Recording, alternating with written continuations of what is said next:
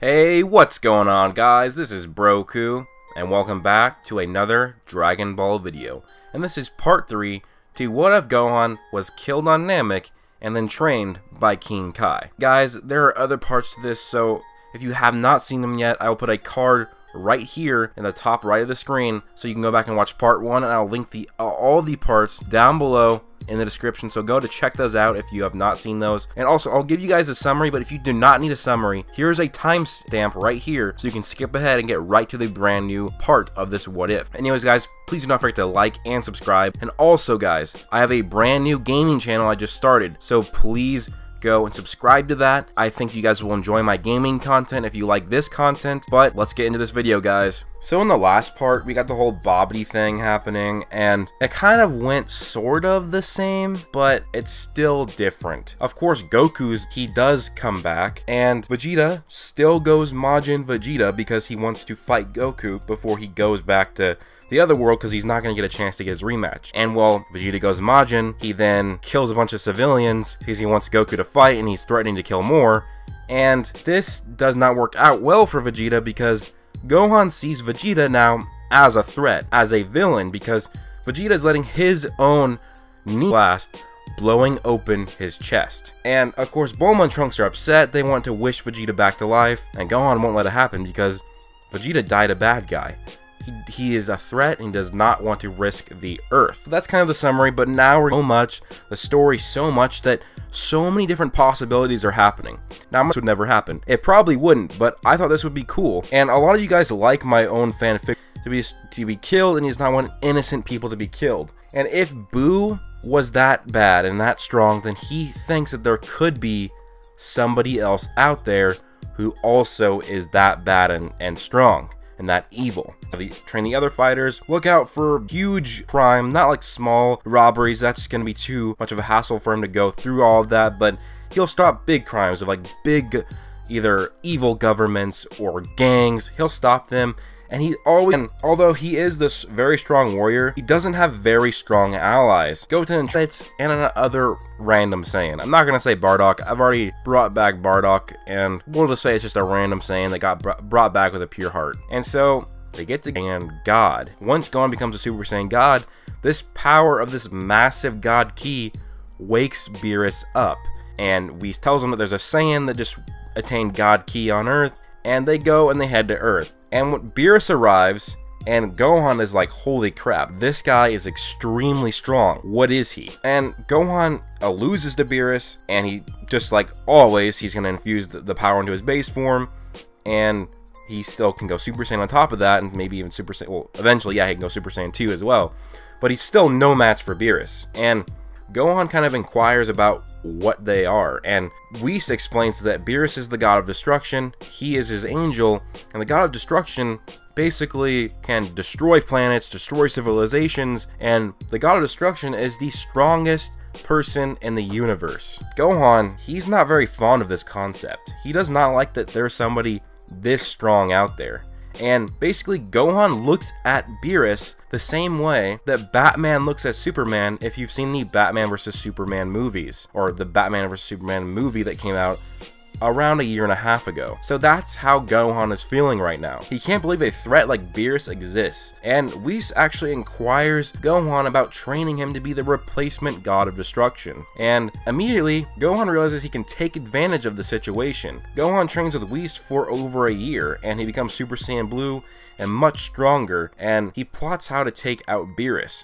But Gohan realizes that it's going to take him a long time to surpass Beerus, and in the meantime, Earth could get destroyed because he's just been gone for a year now. He also didn't want to let Whis maybe figure out that Gohan wanted to kill Beerus, or that Gohan didn't want to actually slip something out and say he wanted to kill Beerus as well. And Gohan has Bulma design a new gravity chamber to be installed inside of the hyperbolic time chamber to combine intense gravity training with the time chamber. Gohan goes and he spends 3 years inside of this time chamber. He gets immense power increase due to there also being a gravity, and Goku tries to counsel Gohan on his strict actions. Gohan doesn't listen though, because remember, Gohan believes what he is doing is right. He is trying to protect the Earth at all costs.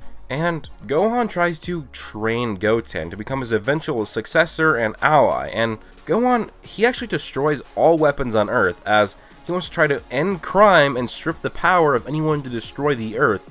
People see Gohan as now sort of a dictator, but also a lot of people see him as their savior as well. Gohan one day sneaks over to Beerus' planet where he used to train with him, and he sneaks to where Beerus is sleeping. Gohan powers up to Super Saiyan Blue and kills a sleeping Beerus. This actually kills Supreme Kai as well, and Whis is then frozen in place. Gohan walks out of Beerus' house and he sees a frozen Whis, and Gohan smirks. Gohan returns to Earth and he deems it safe of all the threats, with Beerus now gone. King Kai questions Gohan, and Gohan admits his murder. And King Kai tells Gohan that he is now a criminal for killing Beerus, that his actions has also caused the death of Supreme Kai. Gohan defends his action, and King Kai is even more shocked. This is not the same Gohan he had trained years ago. Also, Gohan just immediately killed the 3 Saiyans he wished back to life, because he knew they were evil in the past and he did not want them to become evil again, even though they had pure hearts. Meanwhile, Goten and Trunks have been using the gravity time chamber to get stronger together. They had spent several years in there, and they're now getting older. They were in their mid to late teens, and they kept getting taller, bigger, stronger.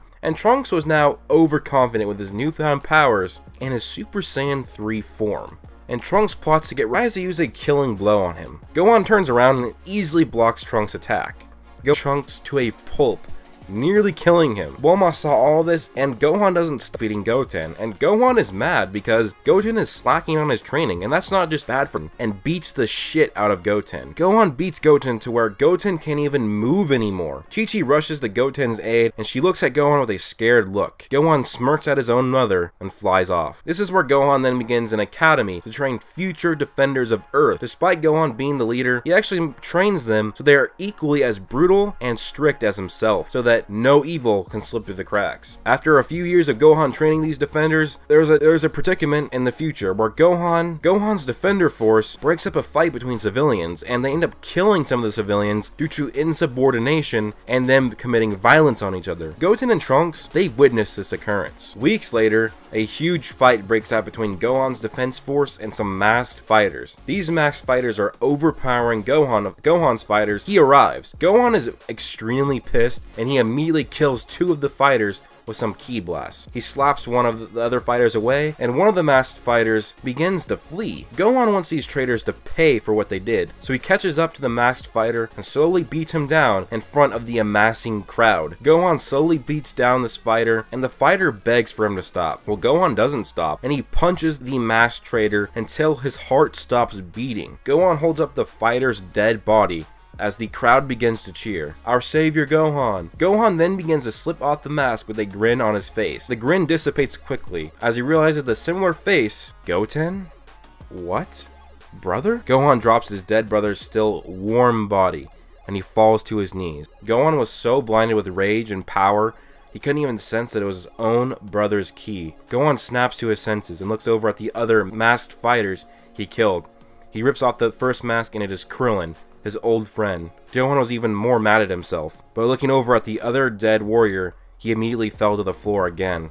Gohan could see Greenskin peering from the torn uniform of the other last warrior he killed. Tears are now bearing down Gohan's face. He knows who it is. He doesn't need to look, but he still has to confirm it for himself. He slides off the mask and Piccolo's face is there. A shocked expression of Piccolo's dead face. Likely seeing his own best friend killing him was enough for him to give him that look. Gohan could not believe what had happened. He flies and he begins to meditate. He is pondering whether or not he has gone too far or if what he had done was needed for the safety of Earth. So yes guys, this is really going towards more of a dark storyline, and yes, like I said, this is a lot more fan fiction than What If Theory, but I want to take a much more darker tone because I think that's something that Dragon Ball maybe could go down towards, and if not, it's something that I actually like. But anyways guys, tell me your thoughts down below. Like if you enjoyed, subscribe, turn on notifications if you want to see more of my videos, join my Discord, and follow me on Twitter. And guys, do not forget to subscribe to my brand new gaming channel, Broku Gaming. Oh, and thanks to my Patreon supporters, Daraj Payton, the awesome guy who only supports Broku on Patreon, and Zach Tortaku. Those are my Super Saiyans. And thanks to my Super Saiyan 2s, Israel Flores, Mystic Ghoul, Badass Thug, Darius, Jackie Marnie. Thank you guys so much. It really does mean a lot with all of your support. But I hope you guys do have an amazing day. Peace out.